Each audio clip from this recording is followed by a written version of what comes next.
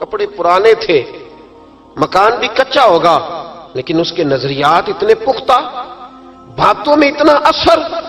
فرماتے اس نے غور سے میرا چہرہ دیکھا اور پھر اس نے بکریوں کو چھڑی ماری اور بکریاں چلنے لگیں۔ وہ میں نے کہا میرے سوال کا جواب نہیں دیا۔ تو کہنے لگا حضور میں بکریوں کے مالک کو تو کہہ دوں گا بھیڑیا لے گیا ہے، اور جب کائنات کا مالک پوچھے گا تو پھر کیا جواب دوں گا؟ جب عرش کا مالک پوچھے گا تو پھر کیا جواب دوں گا؟ اللہ بھی تو پوچھے گا نا، تو اللہ کو کیا بتاؤں گا؟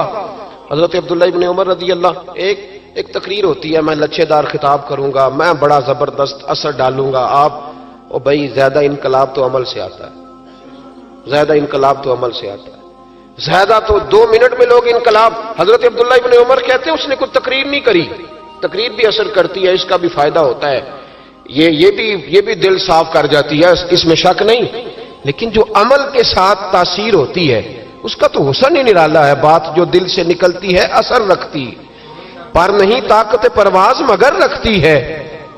تو کہتے وہ ایک جملہ اس نے کہا کہ اللہ پوچھے گا تو کیا جواب دوں گا؟ تو آپ فرماتے ہیں میں کانپنے لگا، حضرت عبداللہ ابن عمر، اور یہ وہ شخص ہے جن کو نبی پاک نے کہا راجل صالح۔ عبداللہ بن عمر نیک آدمی ہے، حضور نے کہا نیک آدمی ہے۔ حضرت عبداللہ ابن عمر کہتے ہیں میرے وجود کے رونگٹے کھڑے ہو گئے، میں سفر پر نہیں گیا بلکہ میں وہیں سے واپس ہو لیا، اور میں سیدھا اس شخص کے میں نے مالک کا پتہ کیا کس کی بکریاں چراتا ہے۔ فرماتے میں نے معلومات کر کے پہلے وہ غلام خریدا، پھر وہ 400 کے لگ بھگ بکریاں خریدیں، پھر میں نے اسے بلا کے وہ بکریاں تحفے میں دیں۔ تو مجھے کہنے لگا یہ کیا ہے؟ تو میں نے کہا تو نے قرآن نہیں پڑھا؟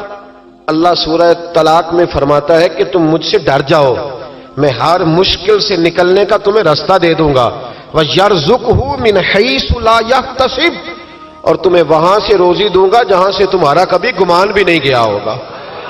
فرمایا تو چونکہ اللہ سے ڈرتا تھا تو یہ رب کریم نے تجھے روزی عطا فرمائی ہے، یہ بکریاں اب تیری ہیں۔ بھائی خدا را اللہ سے ڈرنا سیکھیں، رب کریم کا خوف پیدا کریں۔ آپ یقین کریں میں پولیس کی بات نہیں کرتا، MNA کی MPA کی بات نہیں کرتا، لیکن غریب بھی جب اپنی بہو کو تانا دینے پہ آتا ہے تو حوصلہ نہیں کرتا، ایک آدھ بات پہ صبر نہیں کرتا۔ غریب کے ہاتھ میں بھی جب ڈنڈا آتا ہے اور کسی غریب سے جب وہ جھگڑا کرتا ہے تو وہ بھی پھاڑ دیتا ہے سر اور توڑ دیتا ہے ہڈیاں۔ ہم بڑے سخت ہوتے، ذرا تھوڑی دیر سائلنٹ کر دے موبائل، اللہ آپ کو زیادہ عطا فرمائے۔